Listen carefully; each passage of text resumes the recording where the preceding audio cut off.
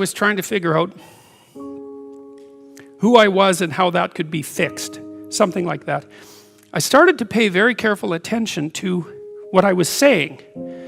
I don't know if that happened voluntarily or involuntarily, but I could feel a sort of split developing in my psyche, and the split, and I've actually had students tell me the same thing that has happened to them after they've listened to some of the material that I've been describing to all of you.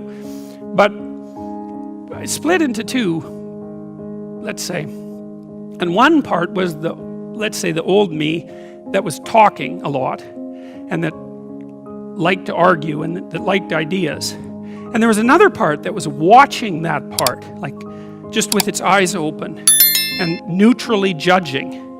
And the part that was neutrally judging was watching the part that was talking and going, that isn't your idea. You don't really believe that. You don't really know what you're talking about. That isn't true. And I thought, that's really interesting. So now and that was happening to like 95% of what I was saying. And so then I didn't really know what to do. I thought, okay, this is strange. So maybe I've fragmented, and that's just not a good thing at all. I mean, it wasn't like I was hearing voices or anything like that. I mean, it wasn't like that. It was, well, people have multiple parts. So then I had this weird conundrum. It was like, well, which of these two things are me? Is it the part that's listening and saying, no, that's rubbish, that's a lie, you're doing that to impress people, you're just trying to win the argument, you know. Was that me, or was the part that was going about my normal verbal business me? And I didn't know, but I decided I would go with the critic. And then what I tried to do, what I learned to do, I think, was to stop saying things that made me weak. And that, I mean, I'm still trying to do that, because I'm always feeling when I talk whether or not the words that I'm saying are either making me align or making me come apart. And I think the alignment, I really do think the alignment I think alignment is the right way of conceptualizing it, because I think if you say things that are as true as you can say them, let's say, then they come out of the depths inside of you. Because we don't know where thoughts come from. We don't know how far down into your substructure the thoughts emerge. We don't know what processes of physiological alignment are necessary for you to speak from the core of your being. We don't understand any of that. We don't even conceptualize that, but I believe that you can feel that. And I learned some of that from reading Carl Rogers, by the way, who's a great clinician, because he talked about mental health in part as a coherence between the spiritual or the abstract and the physical, that the two things were aligned. And there's a lot of idea of alignment in psychoanalytic and clinical thinking. But anyways, I decided that I would start practicing not saying things that would make me weak. And what happened was that I had to stop saying almost everything that I was saying. I would say 95% of it. It's a hell of a shock to wake up and I mean, this was over a few months, but it's a hell of a shock to wake up and realize that you're mostly dead wood. It's a shock, you know, and you might think, well, do you really want all of that to burn off? It's like, well, there's nothing left but a little husk, 5% of you. It's like, well, if that 5% is solid, then maybe that's exactly what you want to have happen.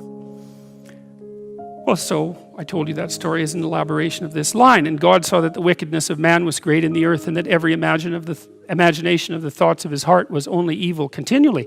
It's a question worth asking. Just exactly what are your motives? Well, you know, maybe they're purer than mine were, and it's certainly possible. I don't think that I'm naturally a particularly good person. I think I have to work at it very, very hard. And I don't necessarily think that everyone is like that. But some people are worse than that, and everyone's like that to some degree. So it's worth thinking about.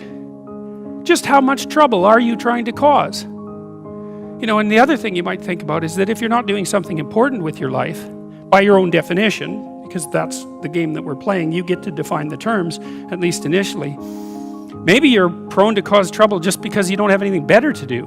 Because at least trouble is more interesting than boring. You know, that's something you learn if you read Dostoevsky. Dostoevsky knew that extraordinarily well.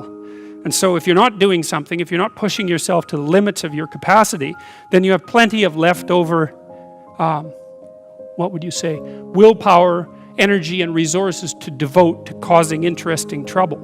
And so Also, I would say this is also an archetypal scenario. God saw that the wickedness of man was great in the earth, and that every imagination of the thoughts of his heart was only evil continually. That's something to meditate on. And it's not self-destructive, because what it is an attempt to, it's like the diagnosis of an illness. It's like, if that does happen to be the case for you, or to some degree, maybe it's only 10% of you or something, or maybe it's 90%, well then, coming to terms with that is excellent, because then maybe you can stop doing it. And what would be the downside to that?